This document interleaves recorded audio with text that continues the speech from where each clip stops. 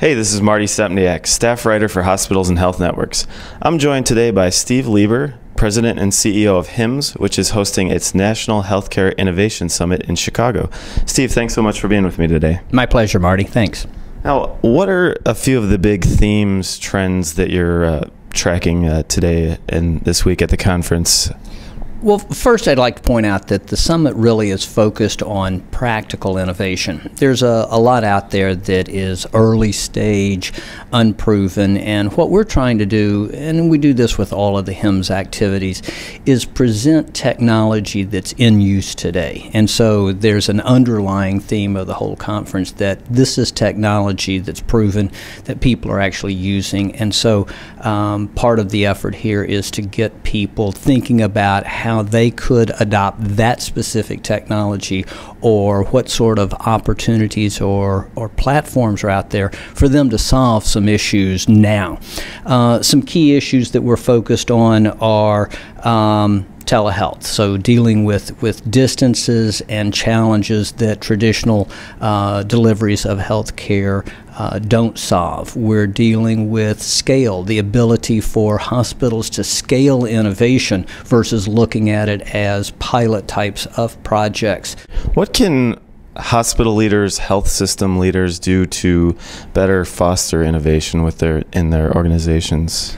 I think there are two things that I'd highlight. One is priority. You've got to make innovation a priority. Change is tough. People are resistant to change sometimes, but you've got to make that a priority. The environment's changing way too rapidly for us to approach this in a more casual sort of way, and so priority is important. And then second, and very much related to that, is culture. You've got to establish in your institution, in your enterprise, a culture of innovation and change. You can't be satisfied with the way you've been doing things. As I said a moment ago, change is happening so fast in terms of the way we're being reimbursed, the way that patients are expecting to be dealt with, the way practitioners are practicing medicine. All of that's changing very rapidly, and so you've got to create a culture in the organization that embraces all of that change. What are some of the big barriers, the hurdles that hospital leaders have to watch out for when trying to innovate? I think there are, again, 2 points I'd make here. One is cost. I mean, with everything we're dealing with, whether it's technology or labor, I mean, it's always escalating in terms of the cost of us doing business. And so that's always a challenge. And then related to that, of course, is the competing priorities for the resources we have. So cost is clearly a barrier. And then the second is there's so much out there. Which one's right for me?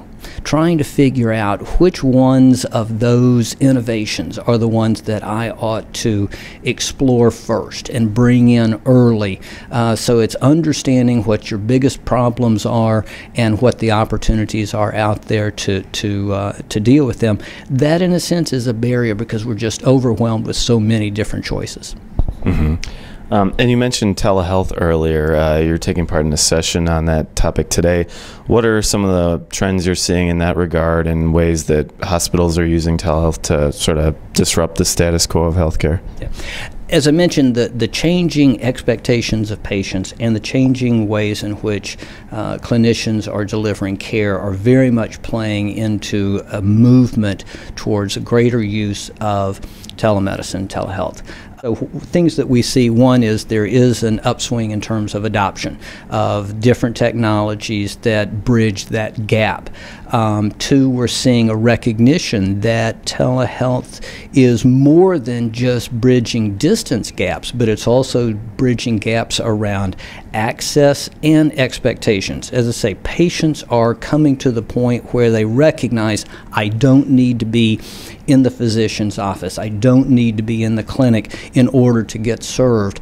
And so those expectations are translating into new consumer demands, as we see in so many other business sectors, that you've got to deal with me differently and don't make me operate and function solely on your schedule in your location.